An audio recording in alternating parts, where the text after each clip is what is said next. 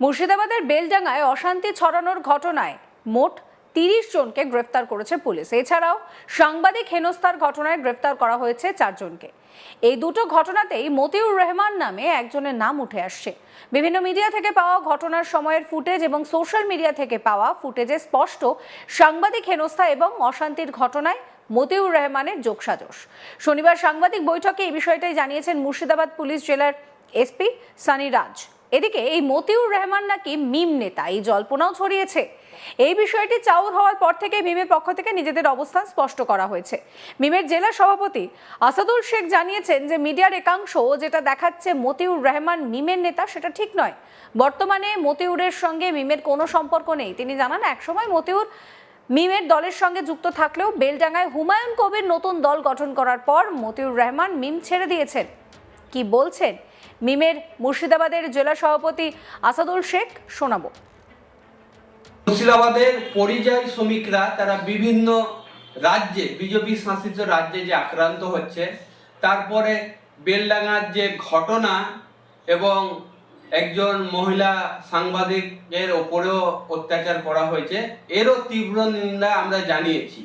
এবং এই ঘটনার পরে কিছু মিডিয়ার মাধ্যমে আমরা আজকে দেখছি যে মতিউর রহমান বেলডাঙ্গায় একজন ছেলেকে গ্রেপ্তার করা হয়েছে এবং তাকে মিমের নেতা বলে অনেক মিডিয়ায় খবর করেছে। তো আমি মিডিয়ার বন্ধুদেরকে জানাতে চাই যে মতিউর রহমানের মিমের সঙ্গে সম্পর্ক নাই।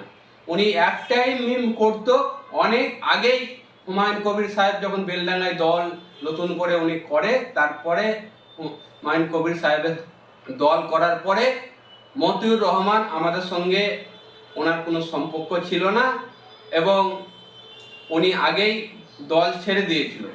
এবং আমরা পরিযায়ী শ্রমিক নিয়ে যেভাবে অত্যাচার হচ্ছে ভিন রাজ্যে, এর প্রতিবাদে শান্তিভাবে আমরা কলকাতার রাজপথে কয়েক হাজার মানুষ নিয়ে আমরা আন্দোলন করেছি। আমরা মুর্শিদাবাদের জঙ্গিপুরে শান্তিভাবে প্রশাসনের অনুমতি নিয়ে কয়েক হাজার মানুষ নিয়ে আমরা শান্তিভাবে আন্দোলন করেছি। আগামী দিনেও করব। আমরা শান্তিভাবে দেশের সংবিধানকে মেনে ব্যারিস্টার আসাদুদ্দিন ওয়াইসি সাহেব রাজনীতি করে, আমরাও রাজনীতি করি। কিন্তু যেটা মিডিয়ার মাধ্যমে উঠে আসছে যে মতিউর রহমান মিমের নেতা, এটা সম্পূর্ণ ভুল। মতিউর রহমানের সঙ্গে মিমের কোনো সম্পর্ক নাই। কেন? উনি এক টাইম আগে উনি মিম সাপোর্টার ছিল, অনেক আগে উনি মিম ছেড়ে দিয়েছে। বেলডাঙ্গায় যখন হুমায়ুন কবির সাহেব দল তৈরি করেছে, তারপর থেকে উনি আমাদের সঙ্গে কোনো সম্পর্ক রাখেনি। এই বিষয়ে একটি প্রেস রিলিজও দিয়েছে মিম। তাতে স্পষ্ট লেখা হয়েছে যে বেলডাঙ্গার সাম্প্রতিক ঘটনায় যার নাম উঠে আসে সেই মতিউর রহমানের সঙ্গে অল ইন্ডিয়া মজলিস ইত্তেহাদুল তার কোনো রকম কোনো সাংগঠনিক, রাজনৈতিক এবং ব্যক্তিগত সম্পর্ক নেই। আমরা এই বিষয়টা স্পষ্ট করে জানাতে চাই। কিছু গণমাধ্যম এবং মিডিয়ার বন্ধুদের দ্বারা এই বিষয়ে যে খবর পরিবেশিত হয়েছে তা সম্পূর্ণ ভুল, বিভ্রান্তিকর, ভিত্তিহীন। যাচাই না করে এই ধরনের খবর প্রকাশ করা শুধু দায়িত্বজ্ঞানহীনতা নয়, বরং একটি রাজনৈতিক দল ও তার ভাবমূর্তিকে ক্ষুণ্ণ করার অপচেষ্টা।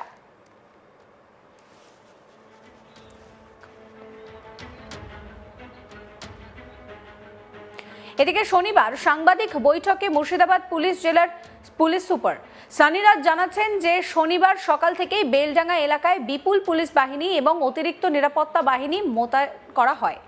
কিন্তু বিক্ষোভকারীরা রাস্তা অবরোধ করে উত্তেজনা ছড়ালে পরিস্থিতি দ্রুত নিয়ন্ত্রণের বাইরে চলে যায়। পুলিশ লাঠিচার্জ শুরু করতে বিক্ষোভকারীদের পক্ষ থেকে ইট বৃষ্টি হয় বলেই অভিযোগ। গোটা এলাকায় তল্লাশি চালিয়ে এখনো পর্যন্ত ৩০ জনকে গ্রেফতার করা হয়েছে। বাকিদের চিহ্নিত করতে সিসিটিভি ফুটেজ খতিয়ে দেখা হচ্ছে। শনিবার বিকেলে সাংবাদিক বৈঠকে মুর্শিদাবাদ জেলা পুলিশ সুপার তিনি বলছেন যে এই ঘটনায় একাধিক মামলা রুজু করা হয়েছে, অভিযুক্তদের খোঁজে তল্লাশি চলছে। মুর্শিদাবাদ জেলা পুলিশের এসপি জানান যে সাংবাদিক হেনস্থার ঘটনায় মোট ৪ জনকে গ্রেফতার করা হয়েছে। এদের মধ্যে মূল অভিযুক্ত মতিউর রহমান। তিনি আরো বলছেন যে মতিউর রহমান কিন্তু শুক্রবার সাংবাদিক হেনস্থার ঘটনার পর শনিবারের ঘটনাতেও সেখানে ছিল। সাংবাদিক হেনস্থার মতিউরের বিরুদ্ধে জনতাকে নেতৃত্ব দেওয়া হয়েছিল বলেই জানাচ্ছেন সানি রাজ। কি বলছেন তিনি, শোনাবো।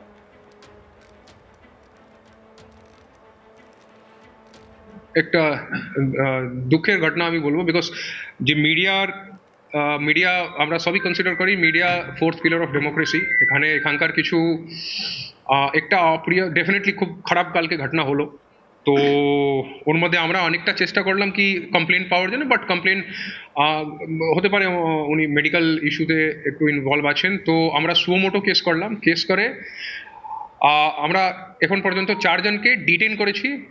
ওখানে যে মেন লিডার ছিল ওর নাম আছে মতিউর রহমান, যে কালকে ও যে রেসপেক্টেড যে লেডি জার্নালিস্ট আছেন ওনার উপর অ্যাটাকের মধ্যে ইনি মেন। কালকে যখন আমি গিয়েছিলাম কালকে ওকে দেখেছিলাম, কালকে এমনি কথা বলছিল, লেকিন পরে আমি কিছু সোশ্যাল মিডিয়া থেকে আমরা পেলাম কি he was involve on that attack. ও মবকে লিড করেছিল, মতিউর রহমান।